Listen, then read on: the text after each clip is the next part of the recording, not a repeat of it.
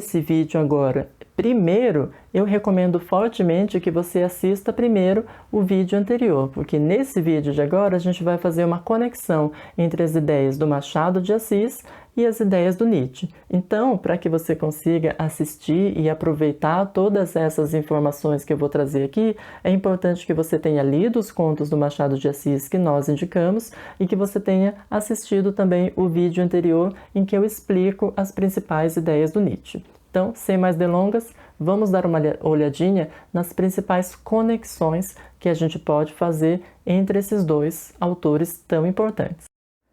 Logo de cara, nós podemos perceber algumas conexões entre o pensamento de Nietzsche e o pensamento de Machado de Assis. Ambos são críticos da cultura, ainda que eles façam essas críticas da cultura e críticas às suas sociedades, as sociedades onde eles vivem, de maneiras diferentes. O Nietzsche faz essa crítica por meio da filosofia.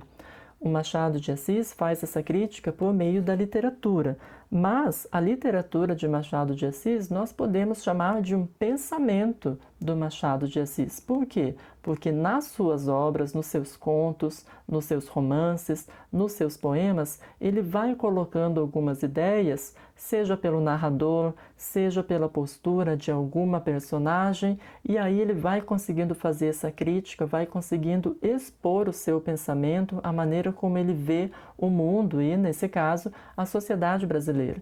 Então, tanto um quanto o outro, eles escancaram, eles mostram, eles revelam as hipocrisias das suas sociedades nas quais eles vivem e também os limites do ser humano. Quer dizer, é como se, lendo Machado de Assis, você percebesse um retrato daquela sociedade e todas as suas contradições, as suas hipocrisias, as suas incoerências entre o discurso e a ação, aquilo que prega e aquilo que faz.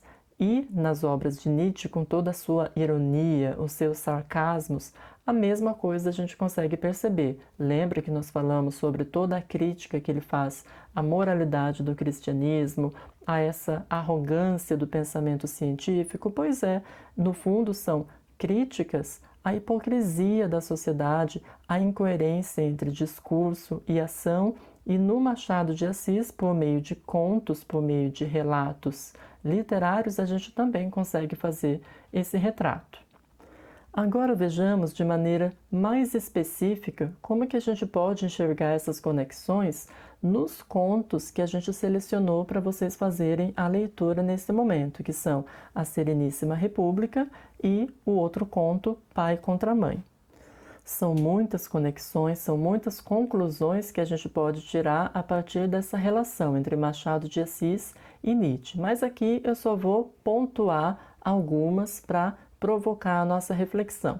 Quando a gente pensa na Sereníssima República, naquela sociedade em que as aranhas estão se organizando e tentando encontrar uma maneira de encontrar regras para a sua própria sociedade, para a sua própria convivência, a gente sabe que o Machado de Assis, que não é bobo nem nada, ele não está querendo falar das aranhas. Ele está usando aquele exemplo, aquela imagem, para falar da sociedade dos seres humanos.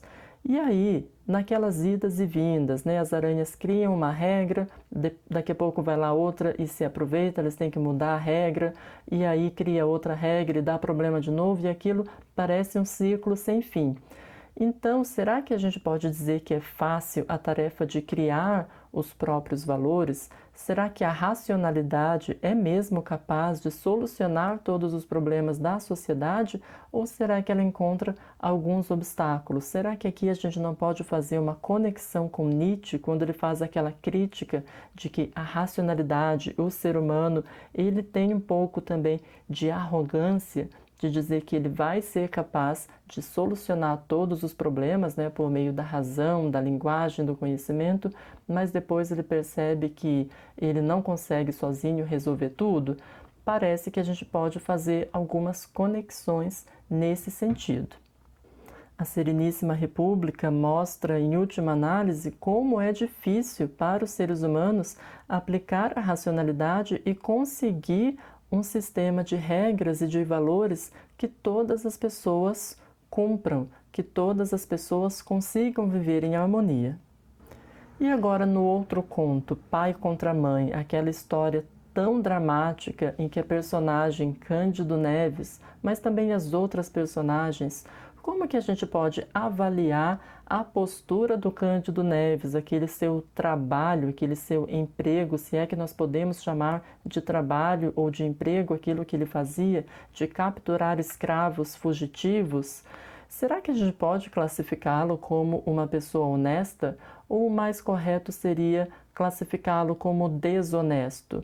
Ora, será que quando na parte final do conto, sem dar muito spoiler, ele faz tudo aquilo que ele faz em prol de salvar o seu filho, ou de ter o filho consigo, na verdade, né, de não levá-lo para a adoção na roda dos enjeitados, qual seria a moral que ele está seguindo, se a gente pensar em termos lá das morais do Nietzsche, a moral do Senhor, a moral do rebanho? Como que a gente avaliaria a postura do Cândido Neves com essa chave de leitura da moral do Senhor, que é aquele que quer tudo para si, poder, nobreza e tudo mais, e a moral de rebanho, que valoriza a humildade, a caridade, a piedade, o amor ao próximo? Em qual dessas duas, ou em nenhuma das duas, ou nas duas, em qual delas que o Cândido Neves se encaixa com as suas atitudes?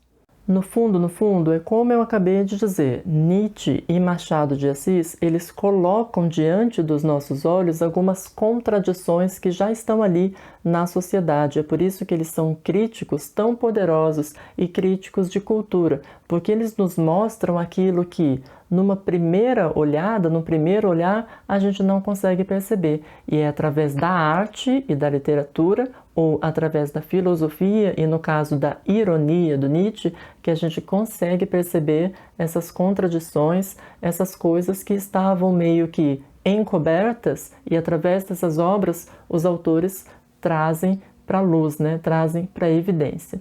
Então eu termino a nossa conversa de hoje lendo um trecho de um livro chamado Genealogia da Moral, a parte que está logo no comecinho, as primeiras linhas de uma obra chamada então Genealogia da Moral do Nietzsche. Vejamos como ela inicia.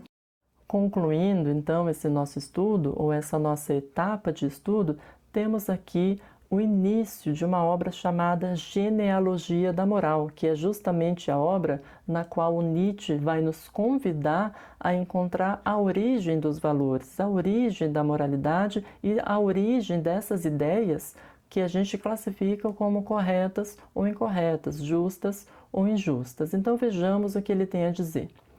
Nós, homens do conhecimento, não nos conhecemos. De nós mesmos somos desconhecidos, e não sem motivo. Nunca nos procuramos. Como poderia acontecer de que um dia nos encontrássemos? Com razão, alguém disse: onde estiver teu tesouro, estará também teu coração. Nosso tesouro está onde estão as colmeias do nosso conhecimento, pois continuamos necessariamente estranhos a nós mesmos, não nos compreendemos, temos que nos mal entender. A nós se aplicará para sempre a frase: cada qual é o mais distante de si mesmo. Para nós mesmos somos homens do desconhecimento. Nós, homens do conhecimento, não nos conhecemos. Nós, homens e mulheres do conhecimento, não nos conhecemos. É essa frase que inicia o livro do Nietzsche, Genealogia da Moral, no trecho que nós acabamos de ler. Perceba como essa frase é forte, é potente e como essa frase tem tudo a ver com Machado de Assis. Ora, será que homens do conhecimento, quer dizer, homens que utilizam somente a ciência, somente a racionalidade, será que com essas ferramentas a gente consegue nos conhecer? Se a gente perguntar para uma pessoa quais são os valores que ela defende, ou se a gente pensasse aí nos contos do Machado de Assis, numa primeira análise a gente vai perceber que aquelas pessoas, Clara, Cândido Neves, a tia Mônica, todas essas pessoas podem parecer pessoas muito boas, pessoas honestas, pessoas trabalhadoras, Mas se a gente ficar só nesse olhar, a gente não vai conhecer a realidade. É isso que o Nietzsche está dizendo. Homens do conhecimento, nós não nos conhecemos. E por que nós não nos conhecemos? Porque é preciso ter um olhar mais aprofundado, é preciso comparar discurso e prática e ver realmente quais são os valores que estão sendo praticados pelas pessoas, pelas sociedades.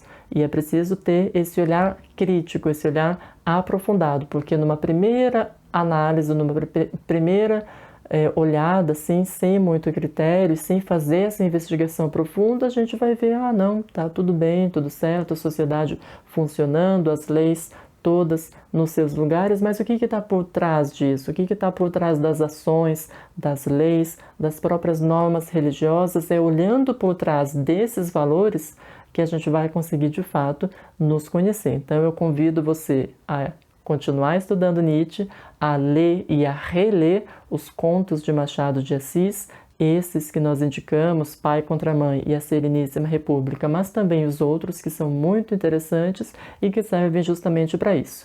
Como toda literatura, como toda forma de arte, serve para a gente entender melhor quem é o próprio ser humano. E é isso, vamos seguir a conversa nessas linhas para a gente seguir aprofundando o nosso conteúdo, nosso pensamento crítico e tudo mais. Um abração, a gente se vê por aí.